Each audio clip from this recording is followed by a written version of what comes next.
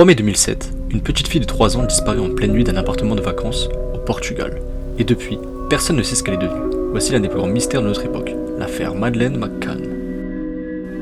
Nous sommes à Praia da Luz, une station balnéaire paisible du sud du Portugal. Les McCann, une famille britannique, passent leurs vacances dans un appartement de location. Ce soir-là, les parents, Jerry et Kate, dînent avec des amis dans un restaurant à seulement 50 mètres, laissant leurs 3 enfants endormis dans leur chambre. Toutes les 30 minutes, un adulte quitte la table pour aller vérifier que tout va bien, jusqu'à 22h où Kate McCann rentre et découvre l'impensable. Madeleine a disparu. L'alerte est donnée immédiatement, mais la police locale met plusieurs heures à boucler la zone. Les premières 24 heures sont un désastre. Aucune fouille systématique, aucun contrôle des frontières, et l'appartement, au lieu d'être préservé, est piétiné par des dizaines de personnes, effaçant peut-être des preuves cruciales. Très vite, les théories explosent. Enlèvement par un réseau criminel, kidnapping par un inconnu, ou pire, les parents sont-ils impliqués? L'enquête piétine.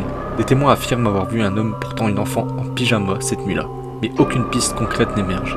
En 2008, la police portugaise classe l'affaire, faute de preuves. Puis en 2020, une avancée choque.